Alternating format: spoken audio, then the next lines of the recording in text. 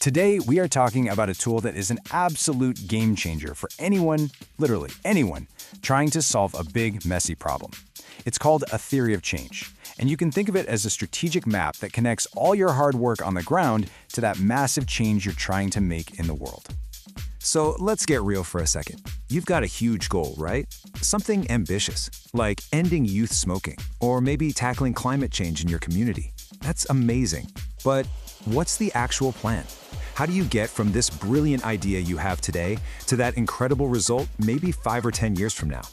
Because it is so easy to get lost and feel overwhelmed. You see the problem crystal clear, but the path to fixing it, it's foggy. It's like you're standing at the bottom of a huge mountain, and you know you need to get to the top, but there's no trail. You can end up doing a ton of work, but are you actually climbing? That gap, right there, that's what a theory of change is designed to fix. Okay, so here's the very first step in the process. And I'll be honest, it's gonna sound totally backwards. You have to start at the finish line. Seriously. Think about it like this. Your big goal is your destination, and your plan is the map. Well, you can't possibly draw a good map if you don't know exactly where you're going first. That destination, we call that your impact. This is the ultimate long-term transformation you are trying to create. Before you plan a single event, before you spend a single dollar, you need this incredibly sharp, crystal clear picture of what success looks like way down the road. And check out this real-world example of an impact statement. It's so powerful. Notice it's not just we want people to smoke less. No, it's about health. It's about saving lives. It's about economic fairness. And it's about government money. That level of clarity, that is the solid foundation for a plan that actually works. All right, we know our destination. Now it's time to build the map. And like I said, we're going to do it by working backward, step by step, all the way from that finish line back to where we are today. This is the secret sauce of the theory of change. So, the very first step we take back from our impact is to define the outcomes. These are the big shifts, the specific changes in things like behavior or policy that absolutely have to happen for that final goal to become a reality. We're asking ourselves, okay, to get to that giant impact, what has to change along the way? So let's say our huge impact is reducing all tobacco-related harm. A critical outcome for that would have to be this: a real, actual, measurable drop in the number of young people who are smoking or vaping.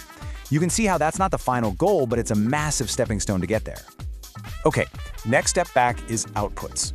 Now, to achieve those outcomes, those big changes, we need to produce some tangible things you can literally count. The question here is, to make those changes happen, what stuff do we have to create or deliver? And this shows you just how concrete we're talking. Outputs aren't fuzzy ideas, they are countable things. We delivered exactly this many school sessions.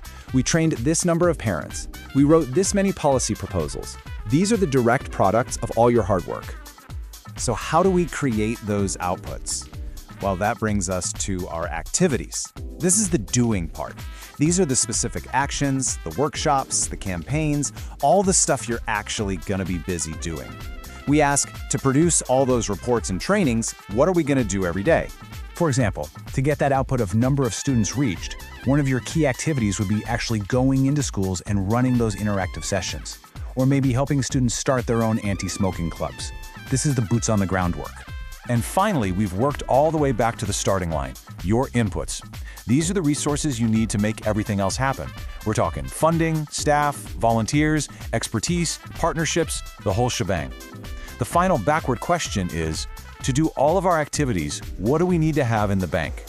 So let's just pull all of that together. We started with the final destination, our impact. Then we figured out the outcomes needed to get there, the outputs needed for those outcomes, the activities to create those outputs, and finally, the inputs we need to start. We've literally reverse engineered a plan for success. Now that we've built the map backward, here comes the cool part. Let's read it forward and see how it all flows together as a clear, logical story. We'll use a hypothetical campaign for this. Let's call it Breathe Forward. Look at how this works when you read it from top to bottom. You take your inputs, like funding and awesome people, you use them to do activities, like school sessions.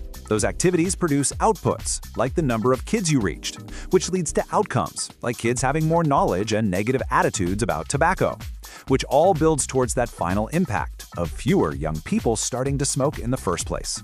See, it's a clear causal chain reaction. And what's really powerful about this is it helps you be realistic about timing.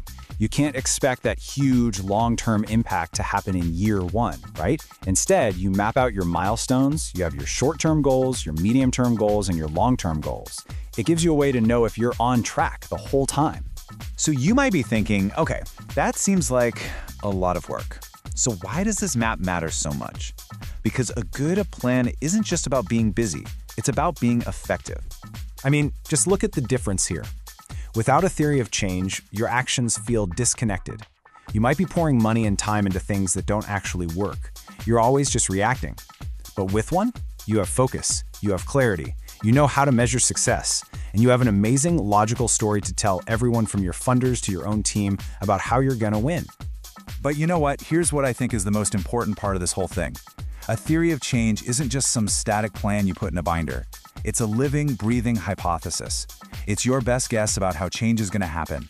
And it forces you to call out and question the big assumptions you're betting everything on. This example just nails it. Your whole strategy might be to raise taxes on tobacco, right?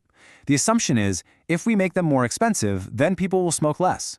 But wait a minute, what has to be true for that to actually work? Well, it assumes people can't just go buy cheaper, illegal cigarettes on the black market. If that assumption is wrong, your whole strategy crumbles. A theory of change makes you face that head-on.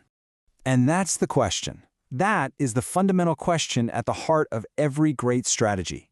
If we do this, will it really cause that? By building a theory of change, you're not just making a to-do list. You are building a smarter, more honest, and ultimately a much more powerful way to make an impact.